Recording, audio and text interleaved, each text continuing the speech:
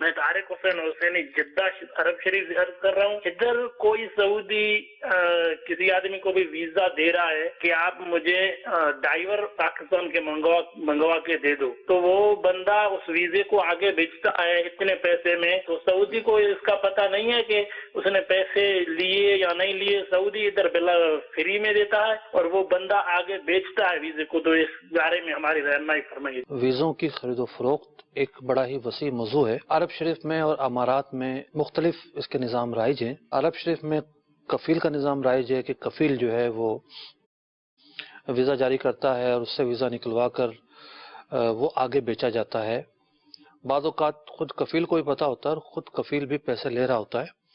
بعض اوقات ممکن اسے نہ پتہ ہو، لیکن بیچ کے جو لوگ ہیں وہ پیسے لے رہے ہوتے ہیں اس ویزے کی مد میں.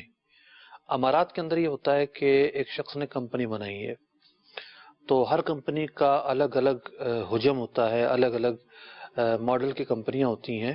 تو ڈیفرنٹ کمپنیوں کو ڈیفرنٹ ویزے ایشو کیے جاتے ہیں. یعنی جیسے کوئی کمپنی وجود میں آتی ہے، فیس بھر دیتی ہے، گورنمنٹ کے تقاضے پورے کر دیتی ہے، تو اس بات کی مجاز ہو جاتی ہے کہ اتنے ویزے وہ نکال سکتی ہے. اب لوگوں کو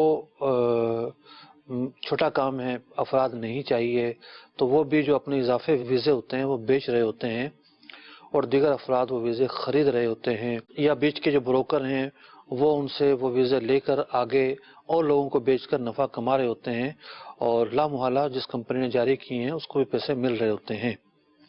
تو یہ جو خرید و فروخت ہے ان ممالک کے اندر بہت زیادہ رائج العمل ایک ڈیل ہوتی ہے.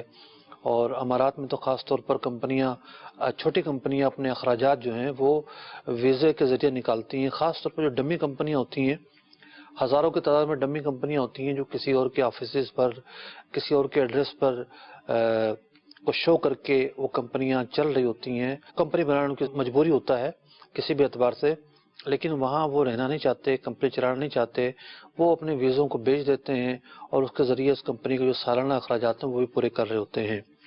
اب سوال یہاں پر یہ پیدا ہوتا ہے کہ کیا ویزے بیچے جا سکتے ہیں؟ تو فقہ حنفی کے مطابق جو مال ہے اس کی خرید و فروخت ہو سکتی ہے، جو مال نہیں ہے اس کی خرید و فروخت نہیں ہو سکتی، سوائے اس کے کہ کسی چیز کے بارے میں عرف طاری ہو جاتا ہے، عرف رائج ہو جاتا ہے، یا لوگوں کی ضرورتیں اور حاجتیں اس سے متعلق ہو جاتی ہیں.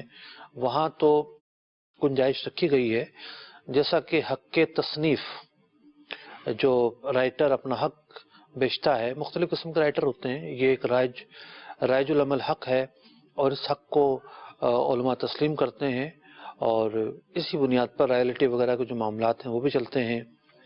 اب ویزو وغیرہ کا جو معاملہ ہے، پہلی بات تو یہ ہے کہ اس کا عرف کتنا ہے، اس میں تردد ہے، کم ہے یا زیادہ ہے، کس قدر ہے. دوسری بات یہ ہے کہ ان میں سے اکثر کی بنیاد غیر قانونی معاملات پر ہوتی ہے. یعنی قانون اجازت نہیں دے رہا ہوتا کہ آپ اس طریقے سے کریں.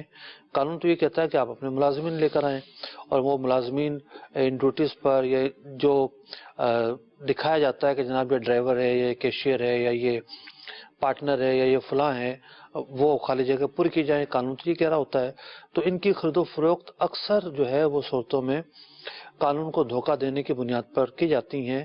تو اب ایسی صورتحال کے اندر اس کا اعتبار بھی کیسے کریں گے؟ ممکن ہے کہ کوئی سنی عالم دین، کوئی مفتی صاحب اس کو جائز کہہ دیں.